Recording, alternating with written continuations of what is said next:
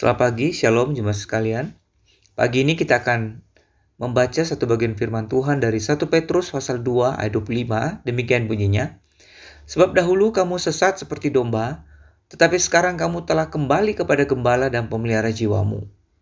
Saudara, kita sudah memasuki minggu Prapaskah yang ke-6, dan pada saat ini kita kembali akan merenungkan tentang siapakah Kristus. Bagian firman Tuhan yang kita baru baca menyatakan bahwa Kristus adalah sang gembala dan pemelihara jiwa kita. Saudara, pada zaman perjanjian baru, pekerjaan sebagai gembala domba adalah hal yang cukup umum. Namun sebenarnya pekerjaan yang dilakukan sebagai gembala domba bukanlah hal yang mudah. Dibutuhkan komitmen yang total untuk dapat melakukan tugas sebagai gembala yang baik. Seorang gembala yang baik akan memperhatikan segala kebutuhan domba-dombanya. Dia harus menyediakan makanan dan air yang segar bagi domba-dombanya. Dan untuk itu dia harus menuntun mereka ke padang rumput yang hijau yang kadangkala cukup jauh dan berbahaya. Dia juga harus menjaga domba-dombanya dari segala macam ancaman, dari ancaman pencuri ataupun perampok, maupun dari binatang-binatang buas yang dapat menyerang sewaktu-waktu. Dan sang gembala itu harus menjaga domba-dombanya dengan taruhan nyawanya. Dan ketika ada seekor domba yang tersesat, maka dia akan pergi mencarinya hingga mendapatkannya kembali. Dan semua itu ia harus lakukan dengan segenap hati dan kekuatannya. Inilah gambaran tentang tugas dan hidup seorang gembala yang penuh pengabdian. Nah, saudara, dalam bagian firman Tuhan ini Rasul Petrus menyatakan bahwa Kristus adalah gembala kita yang baik itu. Dialah pemelihara jiwa kita. Sebagai gembala bagi umatnya, Kristus telah melakukan apa yang harus dilakukan seorang gembala bagi umat gembalaannya.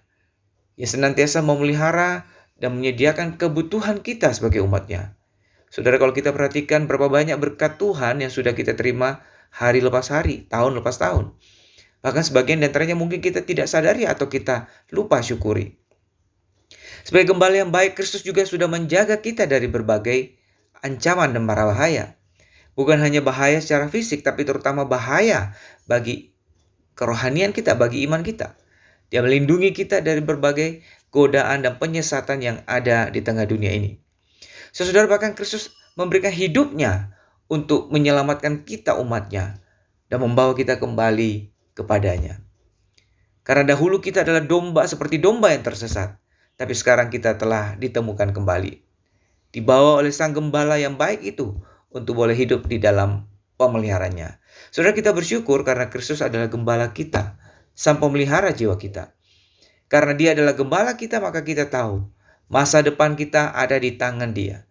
Karena dia adalah gembala kita, maka kita memiliki jaminan, rasa aman, dan pengharapan yang pasti di dalam Tuhan.